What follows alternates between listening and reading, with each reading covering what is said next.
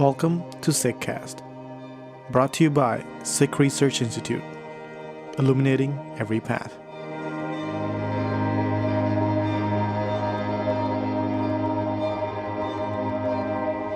Introducing Paigham-i-Goya, Expression of Love, new translations of a selection of ghazals from Bhai Nand Lal Goya.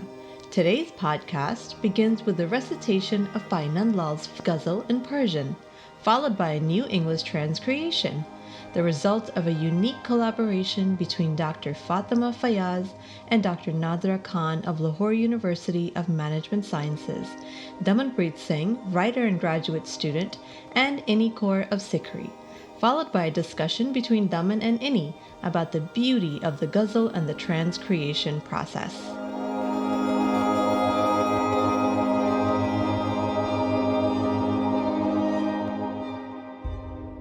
درون مردمک دیده دلربا دیدم، به هر طرف که نظر کردم آشنا دیدم. به گرد کعبه و بتخانه هر دو گردیدم، دگر نیافتم آنجا همین تو را دیدم. به هر کجا که نظر کردم از روی تحقیق، ولی به خانه دل خانه خدا دیدم. گدایی در کوی تو به ز سلطانی است، خلافت دو جهان ترک مدعا دیدم. مرا ز روز ازل آمد این ندا گویا، که انتهای جهان را در ابتدا دیدم.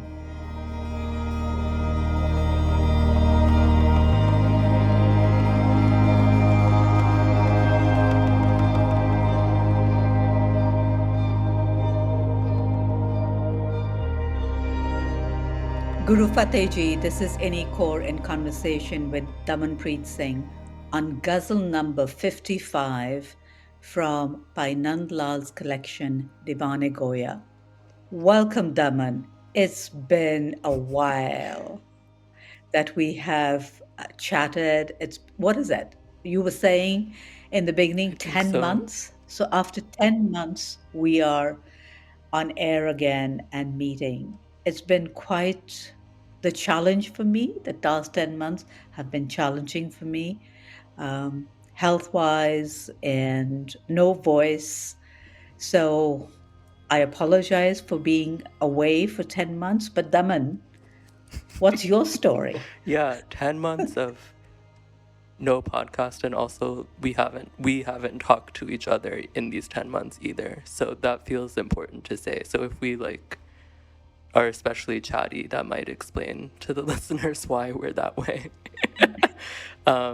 But yeah, I was reflecting that it's been nearly a year, many traumas later.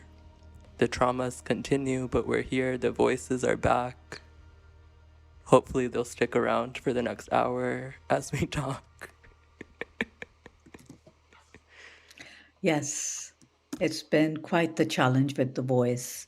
I'm going to begin with the translation, Daman, and then we'll continue with the commentary. You and I can chat about it because this is quite a lovely ghazal.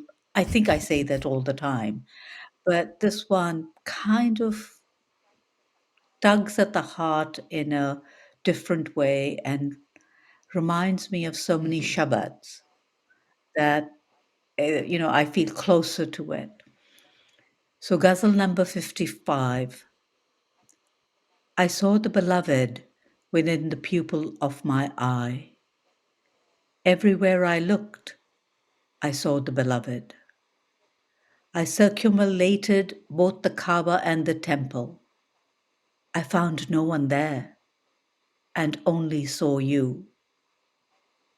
I looked everywhere to seek the truth, but saw God's home within the home of my heart. To be a beggar at your threshold is worthier than any kingship. I realized that authority over the two worlds comes when desires are relinquished. Goya, I've heard this calling ever since eternity, that the summit of the world is in the origin. There were so many beautiful lines in here. But before we begin, Daman, like we have done before, tell us the repeated word in this ghazal and what should the listeners look out for? Yeah, so the repetition in this ghazal is of didam, which is the past tense of the verb to see in Persian, to see or to realize. I think it can also mean to kind of perceive in a more abstract way, but literally means you're coming to some sort of sight, you're seeing or looking at something. And as listeners have probably already picked up on, we've, as usual, to capture the various meanings of this one word in the original, have ended up using several different words to translate it in the English, while also trying to retain the literal I saw as much as possible to capture some of the rhythm that will come if you're versed in the original Persian. And as everyone has already heard, the original Persian, the rhythm that comes with the repeat of the dam at the end of every couplet. So while we aren't able to do that because of the differences in grammar between English and Persian, by retaining the literal I saw as much as we can, the attempt is to kind of capture a little bit of that repetition. Because of course, as a reminder for our listeners, the ghazal form is such that not only is there a repeating word or phrase at the end of every couplet, but every couplet also both stands on its own as a complete thought, but also has some greater part in the meaning of the whole ghazal. So the repetition facilitates both of those understandings in the original. Didam is a pretty interesting word, both because it is in the past tense, which isn't always the tense that he'll use in ghazals. Sometimes he'll be writing in present. So this is kind of a description of things he saw or realized or looked at or came to a perception of in some sort of past. So that might be interesting for listeners to think about and for us to think about. And I think that the word didan in general and the kind of power of vision, both as metaphor, but literally seeing things differently. When one either encounters the beloved or recognizes that one wants to encounter the beloved and recognizes that one is separated from the beloved, what does that allow one to see really seems to be kind of part of what Goya is talking about and thinking about in these couplets. So maybe that's a good place to dive in to specific couplets, unless you wanted to add anything there, Inni. Oh, sure. Taman, the first line just captured me. I saw the beloved within the pupil of my eye. I feel like we're getting a glimpse into Goya's spirituality. He's writing that he has seen the beloved, and it's not through his eyes, it is within the pupil of his eyes, which is beyond brilliant, which means the beloved is within, is already existing, is residing there. And it's also interesting, that he says, and he's not saying my beloved, he's using the beloved. So there's a difference when you say my beloved, it could be anyone, right? But when you say the beloved, it's a whole different thing. Then you know who he's talking about, and what he is talking about. And everywhere I looked, I saw the beloved. What would that stage be? That state of being where everywhere you see, wherever you turn, wherever you see the beloved. I mean, this is actually like what I recall this as tuhi, tuhi, tuhi. Wherever I see you. So much like that. What are your thoughts, Yeah, Daman? something that I hadn't thought about what, but I just thought about as you were speaking, and I don't mean this in a, I don't mean this in a dismissive way, but I kind of am thinking about like, what is the word for when you like see something like floating spots? Do you know what I'm talking about? Like when you see like float, like you know how some people have that in their vision, and it's like Yes, floaters, and floaters. it's like yeah, you can get used to not seeing them and kind of try to navigate the world with your sight, and like your vision adjusts to not seeing it if you try. But if you notice them, it's like kind of impossible to stop noticing them. It's kind of what you said about it's he's not seeing something through his eyes, but it's actually inside of his eyes within the eye. It's like part of the anatomy of the eye itself that he's like realizing that it's the beloved is there rather than like perceiving the beloved as outside or as other. So I think that's like already I'm like rethinking what I thought I understood about this ghazal. So that'll be fun uh, to think about further.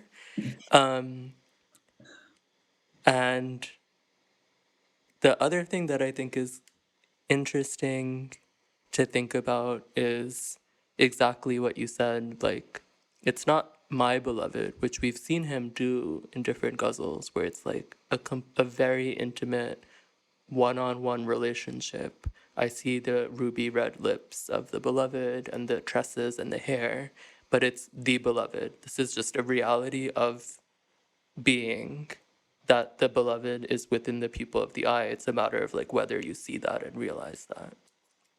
And the other thing that's That's right. interesting there is there are two different words, just to draw listeners' attention to the translation process here. We've translated two different words as beloved, so we've translated two different words in the Persian in the same English word. Dilruba in the first line, which is specifically like one who ravishes the heart, right? It's a kind of more Right. playful way, and it's an extremely romantic way, even maybe, to talk about the beloved. And the second one is Ashna, which I understand to be suggestive of like a beloved who's one's companion, or more of like a friend, a beloved who's one's friend. So here we're seeing again already he's presenting us with the different aspects of this beloved who's both ravishing the heart and this kind of very playful romantic way of talking about the beloved, but is also a companion, kind of a supportive beloved in that way. So we've already gotten like some of that signature complexity that he gives us just in one or two lines.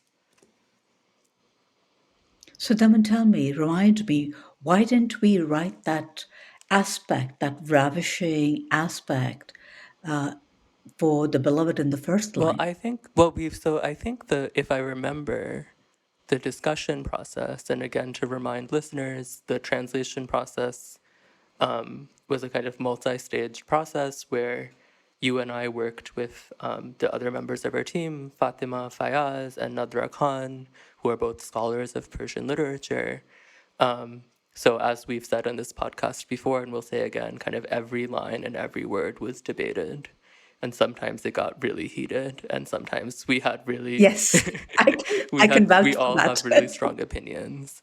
And from what I remember, ultimately it felt like saying, like, I don't know if we would say like heart, one who ravishes the heart, or heart ravisher. I don't know what we would want to say for Dilruba. Wouldn't make immediate sense to a reader who's maybe like in doesn't know Persian, isn't familiar with Sufi poetry and the idioms of Persian poetry. It might be more. It's another level of mediation, I think, that to to go from heart Right. ravisher to beloved to divine. Whereas beloved, I think, to us as Sikhs who are versed in Shabad, understand the beloved as the divine. Even as I think we do have Dilruba in Right. Gurbani a lot. We do. But I think it's an interesting thing. Like, what changes if we actually get more specific and don't just say beloved? Yes. I mean, I love it in the other languages that we have so many words for love and the lover and the beloved and all. And in English, we seem to be Right. stifled with very few. Maybe we could hyphenate some of them, but would would the world, would the English speaking world even accept them? Right. Because it would be, I think, if I may say so, Mm-hmm. blasphemy. How can you Mm-hmm. say that? Because we are not used to that Right. language. Right. So in the second one, he said, I circumambulated both the Kaaba and the temple. I found no one there and only saw you. Why does this sound so familiar, Daman? So Goya, we know this is in Barney, right? I'm thinking to myself, it sounds like Goya saying, I too went on Mm-hmm. pilgrimages, and he's writing about his experience. And if I connect it to the first Mm-hmm. couplet, the first, which we're not supposed to because each one is independent, but I still want to connect it because the first one, the beloved resides in the Mm-hmm. pupil of his eyes. So wherever he sees the beloved. But when I was getting ready for the podcast today, um, another Shabbat struck, reminded me of this was because we at SikhRI team are working very closely with Bhagat Pipaji's Shabbat. So the entire team is studying, working, translating this Shabbat. And the last couple of lines of this Shabbat is like, and I'm paraphrasing it, of course. He says, instead of searching for the one by going to temples and wandering like an ascetic or embarking on pilgrimages, I remember the one who Mm-hmm. dwells within me. It's so Mm-hmm. similar that I've been looking, I've done that, but no, I know it's within me. It's interesting also, Taman, you and I were talking about what Goya was saying about Kaaba and temple, and I want you to talk to our listeners about Yeah, that. I think that something you said that I want to highlight that I think is interesting to think about is he's saying that he's tried these things, right? Which I think speaks a lot to his background as a highly educated and someone who is more versed in the history might correct me on this, but I would feel comfortable saying this, that this kind of reflects he's like a highly educated, he's knows multiple languages, he's trained in Persian, he's not only trained, he's mastered the idioms and the language of Persian poetry. He's in the court of the Guru, right? He is an elite in some ways in his education and his Mhm. knowledge, and he's a scholar and a poet. And he's kind of saying, well, I've done these, I understand the hierarchies, I understand the ritual way in which one understands space in either Islam or the certain practices of Hinduism. And even as I can embody those hierarchies in some way as like a person of society, it's it's all missing something, right? It's all missing the beloved, it's all missing you. And I think it's interesting that it's kind of one imagines that the Kaaba is not as crowded as it now is in 2023. Yes, But it's like kind of a funny thing to be like, well, I found no one there when like presumably lots of people were there, right? If I just think about it at a very literal level, it's like a kind of interesting thing to think about the like actual movement and mobility that he's describing. That speaks to both like his position as this like person who understands the context of the society he's living in and also is helping us understand his kind of spiritual mystical relationship to this beloved that he saw within the pupil of his eye, right? That is like residing within him even as that's he's right. like moving through space. Mhm. I read somewhere when I was in a biography, and I can't remember, I can't recall, was that he intentionally wrote for the elite because he wanted to show them not so much show them. It's like speaking in their Right. own language. That's Right. what it was. That's what it is. It is speaking in your own language. Immediately, Puran Singh comes to mind. Of course, I don't know why, because he's in my consciousness. I remember that letter which he wrote to the British, Sir Simon's letter. I mean, the vocabulary that he used was exactly theirs. And so it was speaking in the same language. And I feel Goya is doing the same thing, speaking in that same Right. language to get his point across so that there's no Right. misunderstanding. I know what I'm Right. saying. And we've talked about Yeah. this in past, but as a reminder, or to those who maybe haven't heard the previous episodes of the podcast, his Goya's like profound ability to engage with and subvert the idioms that would be very well known to people versed in Persian poetry at his time is like absolutely unparalleled, right? And he's taking the ghazal form, which is a classical form of poetry, and making it his own, which I think speaks to exactly what you're talking about, Inni, right? Where he's embodied this language and takes that language and in like amazing ways allows us to see something completely, see something that language maybe isn't necessarily meant to help us see, right? So are you going to read the next ghazal? Sure. I looked everywhere to seek the truth, but saw God's home within the home of my heart.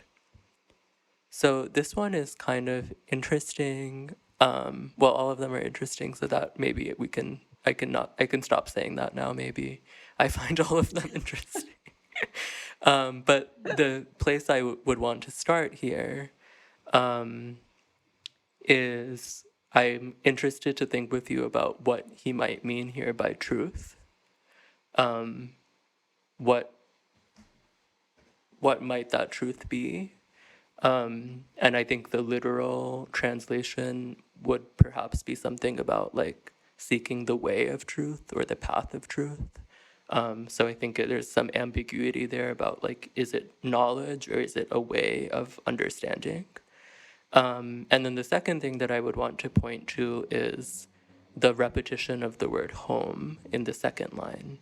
So, as everyone has already heard, the original Persian, in the second line of this couplet, there's a repetition within the couplet, within the line rather, of the word khane or home, and he's literally saying that he saw within the home of his heart the home of God, right? Like if we had completely made it literal, we would say home of God and home of my heart, which is how possessive phrases are grammatically structured in Persian. So I think the repetition of the word home is interesting to think about, is that there's kind of two homes that are parallel with one another, and God's home resides within the home of the heart. We played around with this word a little bit. Is it abode? Is it a dwelling place? And we kind of settled on the simple home as a way to kind of convey the power of this Yeah, line. home is more Right, direct, right. right? So I would want to get us started there, but I'm curious, Inni, how you're thinking about this couplet also. So, for me, it was I looked everywhere to seek the truth. I mean, in the ghazal, the truth. I'm looking for the way. I'm thinking about it. I'm not. Truth is not because that's why I guess we didn't put it with a Yeah. capital T. It's really he's seeking the way, what it is, and because the second line clarifies it. But saw God's home, so that truth and God, he's associating both. If we associate that, then it makes perfect sense that he's looking for the way to that home. and that he's calling as truth, such that what is the way.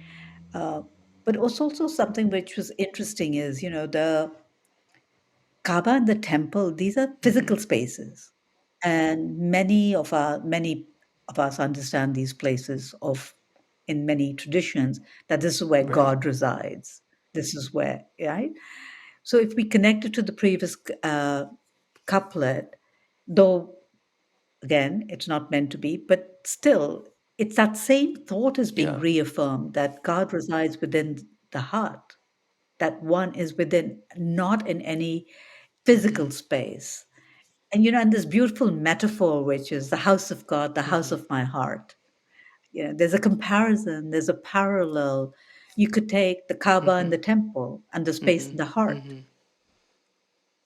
And because both the temple and Kaaba are really places where people go to search Yeah. for the way, Yeah. for the truth. But what is beautiful, what I thought also, was thinking that the heart, you don't have to walk anywhere to Right. go there. You don't have to Right. take a flight, right? It's within. But boy, oh boy, it is the hardest place to get to. Looking within is tough. Right. And then you do take a flight, So, and then you're like, wait, I've lost all touch with my body. Where's my heart? I don't know. I'm in a new place. so it's this is so beautiful, but so the one within the home of Mm-hmm. my heart. It is. I've been everywhere. I've walked so far, and this particular couplet really speaks to part of my journey where I was looking and searching and walking uh, and crying and everywhere looking, and then it's just when it was within. It really is, and that's where Barney spoke and said, "Don't look outside, Mm-hmm. look within." But even to look within for me, I Mm-hmm. didn't know that. I was searching outside because the conditioning or how I was raised or whatever it was always outside, and somebody had Mm-hmm. to give it to me. But this one really spoke. This was very close. Yeah. Yeah. I think this seeking the way or the path is really, I think, speaking to me in terms of there isn't a capital T truth that one looks for and then understands and you've got it. But it's that recognition that there is a path to Right. beyond sometimes feels like the kind of hardest part perhaps of like it's like where are you walking to, like what are you looking for, like it's right there, and it's so hard to just like quiet oneself to recognize that. I think the like within the home of my heart, and again I'll do the thing we're not supposed to do and connect it with other couplets, but like within the pupil and within the heart it's a kind of similar thing where it's not like he's saying I've perceived the beloved through my eyes or I've perceived the beloved through my heart. It's actually that the beloved is there. And that's it, as you're saying, like an entirely different relationship to space than what is suggested by the like movement of circumambulation around the Kaaba or the temple or what have you. Mm, lovely. Oh, so we go to the next one, the fourth one. To be a beggar at your threshold is worthier than any kingship. I realized that authority over the two worlds comes when desires are relinquished. Here it's interesting that, Goya is sharing the first Mm-hmm. person style, that the universal truth that in his experience is that when desires are eliminated, or dropped, when you've let go of even the desire to want to know. It's like jo hai so hai. Whatever it is, it is. I accept. Even the desire for that knowledge or that experience, because at the end of the day, it happens on its own. It's not through effort. There's no formula. There is not a prescription. And that's that magic or the beauty of you have no control. So even that desire for that wanting that experience is gone. And then he realizes, I mean, we had talked about it, that the two worlds comes, that the authority, that the mastery, that to master the two worlds comes when your desires are relinquished. And you and I had spoken about the two worlds because I didn't know, I was confused, or maybe I didn't want to go to what he was talking about. Was it the temporal or the spiritual? Was it, what was it? Was it heaven Right. and hell? Well, all those things come up. And then you and I talked about it. And I want you to share that Yeah, bit. I'll try. Um, I'll try. But first, maybe let me say about just like a translation Mhm. process thing. The language of like kingship. So sultani is in the first line, and khilafat is in the second, which is like the word used for the caliphate. Like he's using the language of like the highest earth earthly the high political, I guess, is a better word, but the highest seats of like political power within the Islamic tradition, right? So I think that use of the Khilafat and the Sultani are kind of interesting. Again, speaking to his use of particular words and language that would be very familiar with those who know Persian and Persian poetry and are versed with the broader Islamic world of the context in which he's existing, and using that language to convey this thought about how one might achieve or work towards like an entirely different type of authority, right? Where it's not, he's obviously not talking about like political authority when he talks about the authority of the two world over the two worlds. And I'll be honest, and I think I'm to say by saying that I think I'm still trying to figure out what these two worlds are. But from what I understand, drawing from like what little knowledge I have of like Sufi thought, is the two worlds are the kind of outer world and the inner spiritual world, right? And the human body in that conception is like where those worlds meet. And that makes a lot of sense to me in terms of him playing with that idea when we go back to thinking about like the beloved is within the pupil and the beloved is within the heart. The body, the human body, as like a meeting ground of the two worlds, but also the site where one actually is able to encounter the beloved if one relinquishes desire and effort, as you're saying. And that relinquishing of desire and effort as a kind of like opposite to the like political or otherwise power that's suggested by words like kingship, is interesting, right? Because like relinquishing is entirely the opposite of what one would do if one was in a position of political or other Right. authority. So I think like playing with those words and that image of like coming to kingship or coming to authority only when one surrenders or relinquishes is a really powerful image here. Yeah, I mean, anyone who has explored this inwardness, even to a small degree, will know what great beauty and power is within. And that automatically, actually, Daman, you let go. Any desire, because what you experience, even that for a split second or a minute, that's real because you've experienced it and you know that this is it. Yeah. And I'm reminded of something that you said to me, like maybe at this point, 3 years ago, or 2.5 years ago or something, which feels like yesterday, but time is not real, as we know.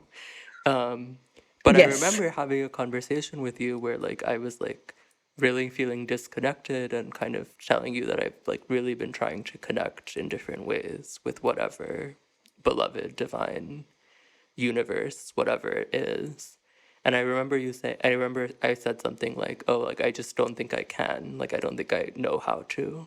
And I remember you saying, well, like if you start from thinking there's a way to know how to do it, you're never going to get there. Like that is the block, and it's just about letting go and allowing it to happen.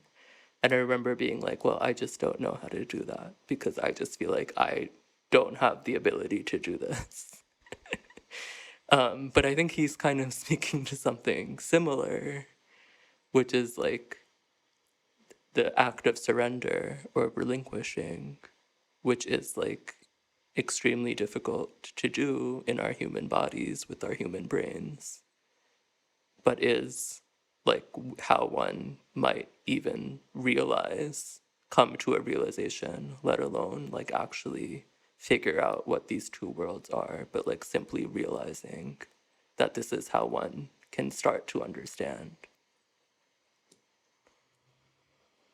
You know, Daman, there's a mystery to the outer world, with the world you see, and there's a mystery in the inner world. And that mystery, when you can see in the outer world and the inner world together, that's that moment of wow. You know, that's when that separation, even it just everything just kind of just blends in. There's it's hard to articulate, how to put into words. It's just that feeling. And you know something, and it's a silence because it's you've entered or you experience something which you could never even imagine, and you cannot even talk about, you don't have the words because, and you can't even put, like you said, time. You don't know whether it's 1 minute, 2 minutes, split second, because everything is a standstill. You're there. You've experienced, something is happening. And that surrender just happens then. It's not something. But I'm impressed that you remembered 2.5 years ago or whatever, whenever I said it. So I'm going to ask you, where are you in that journey? I don't know where I'm at in my journey. I think that it feels elusive.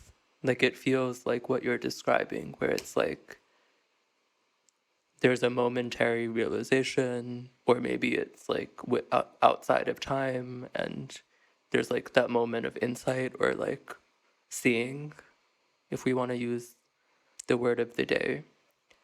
And then one kind of goes back to living life as we have to. And then I kind of think that like doubt is constantly there, right? And the question of like trust and belief and knowing, I maybe knowing is a better word than trust or belief. But the like tension between knowing and doubt is like always comes back, it seems, right?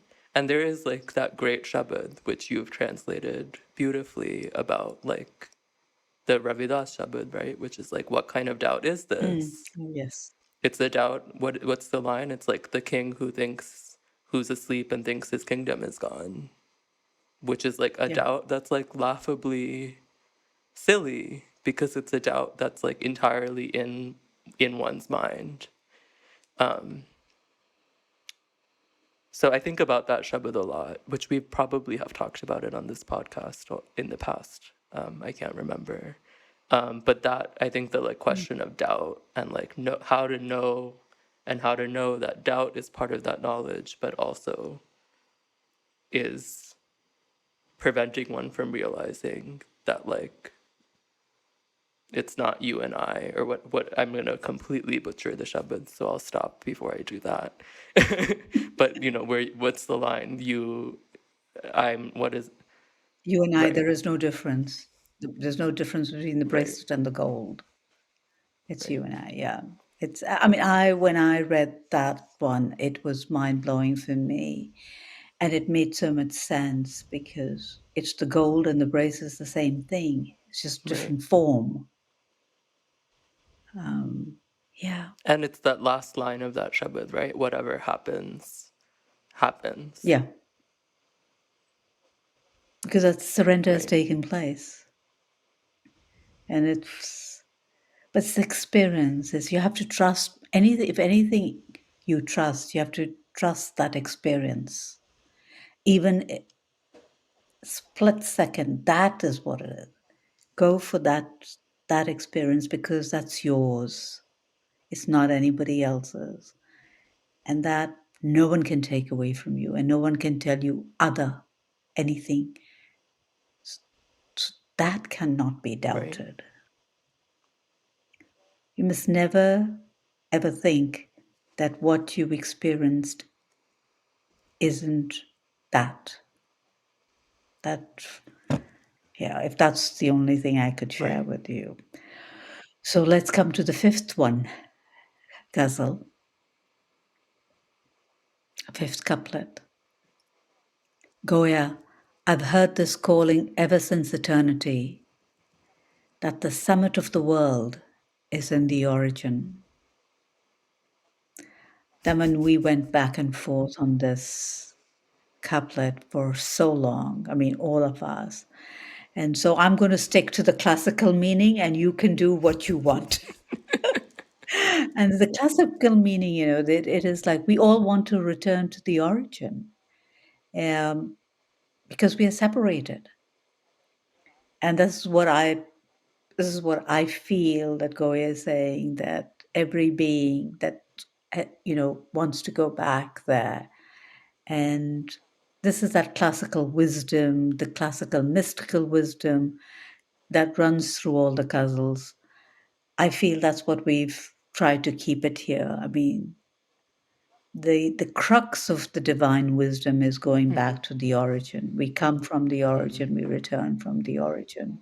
But I'm interested, Daman, in actually the Persian words because those really stumped us in translation, and that's where we had, the struggles and then coming to understand. And our choice of words of the summit, which I'm not terribly thrilled about, and neither are you. And I think neither No. is Fatima or Yeah. Nadhra. But there was not another word which we could find. So talk to us about that. And I love the idea that Goya has, this is where the past, present, future, nothing makes sense because if he's saying he's heard this calling ever since eternity. So time becomes is not there. There's no beginning, there's no end. It just goes on. It's like circular. But I'm waiting to hear what you're going to say. I think this was a particularly hard couplet, as you've already said, Inni. A couple of things that I can say, though. The first thing I'll say is, and this is something that listeners have perhaps already picked up on, is the last line of this couplet actually completely avoids what the repetitious word has been in this ghazal, the I saw or I looked or I realized.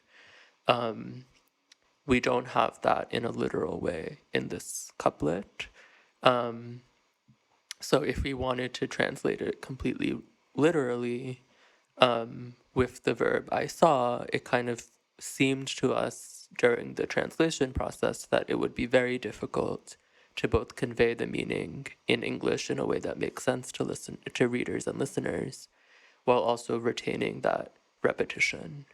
So that's like I think remains an open question for all of us. Is there a different way to translate it? I also would want to just bring up what the general kind of a loose translation might be of this couplet from the words of Fatima, who's on the translation team with us, who kind of described the meaning of this couplet as Goya saying that since the beginning, he's been hearing that he should be seeing the end of the world in the awe of God. So she really emphasized, as we were translating, that the summit of the world or the end of the world is a recognition of awe, is actually seeing the awe of creation. So it's not in an earlier conversation that we were talking about, as you put it, Inni, like it's not an apocalyptic end of the world, end times, as we might like popularly understand them today, but is actually, as you put it, exactly kind of like confounding the differences between past and present and future, and they're all within one another. And he is saying that he's heard this call since forever, which is like not since the beginning of his life, but like eternity. So there's like this very complex way in which it's like completely playing with past, present, future, completely playing with like what he himself as the poet, like how he exists in time. Because here it's like he's been hearing this since the beginning of the world, since eternity, since forever. The other thing to just say here, at a more general level, is as the last line, as the last couplet of this ghazal, sticking with the ghazal format, Goya is signing off here, right? So he refers to himself, the writer, in the third person in the first line of the last couplet, as is the tradition with the ghazal form. So that's why we have here Goya talking to himself. I've heard this call or this calling. So those are kind of pretty inconclusive general thoughts I have. This one does feel like particularly challenging. Yeah, for me, it was literally, the last line spoke a lot like we come from the origin, we return to the origin. It just summed it up for me. That was it. There's nothing more, there's nothing less. That's it. And he's saying this, that if I look at it now, oh, people know this. Since eternity, this has been going on. You come from the origin and you go, you go back there. It's that cycle. Whatever you believe, whatever it is, that's Right, the end. It's a very comforting right. feeling to know that you're going back to the origin. Whatever that origin, however but it is very comforting to know that. And as a last line, it's like being cradled, that it's okay, and that the one is within. You don't have to look outside, and you'll go back to where you came from. And that's a beautiful place. And it's also, I think, reminding me of the earlier discussion we had about like walking and looking for something, and it's like he also that one of the tensions in this ghazal does seem to be this like he's looking everywhere, he's circumambulating, he's trying to find the beloved.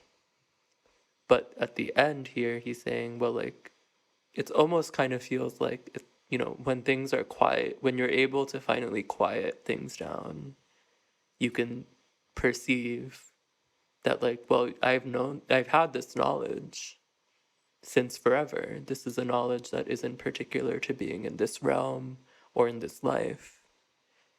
But even having that knowledge, I still am looking, I'm still searching, I'm still walking. And it's like, where are you going? Once it quiets down, you're like, okay. Yeah. It's beautiful. So we come to the end of it. This ghazal, 55. I think we have another one, do we? Yeah. We have two more. How So- wonderful. So we will Yes. connect again. And let's not wait for No. 10 months now, please. So thank you to our wonderful listeners. You know, it's actually been a delight as both Daman and I have received such wonderful, generous comments from all of you, from many of you, that how much you have enjoyed this, listening to our chatter. But we too, Daman and I can assure you, have grown in this. And Daman, what do you have to say about that? I think even within the conversation, I feel like I always enter. I've read the writing we've done on the ghazal. I've refreshed my memory with particular words. I've looked at my notes again, and I feel like, oh, I know this one. I'm always like, this is a really good one, and I feel like I know it really well. And then we literally just start talking, and immediately I'm like, oh, these are actually things I haven't thought about at all. So that's been really fun, to just be able to think out loud. And it really does feel like we're just chatting. So thank you to the listeners for bearing with us and listening to us just chat. But as I think we've said before, even after having spent X months on each of these translations, the meanings and the layers are not evident. Every time I look at it, there's something new. So I hope that serves as an invitation that people continue to think with us and write to us and let us know what their interpretations are, what their questions are, because clearly, I hope it's clear from our conversation that mostly what we have are questions more than answers. So the more questions, I think the closer we get to figuring out something about what these ghazals might mean to us. Yeah. So thank you, Daman, and thank you to our listeners. And we will be back soon. I can't wait for the next ghazal to share with you, Daman, and have this wonderful, beautiful time. Vaheguru Ji Ka Khalsa, Vaheguru Ji Ki Fateh.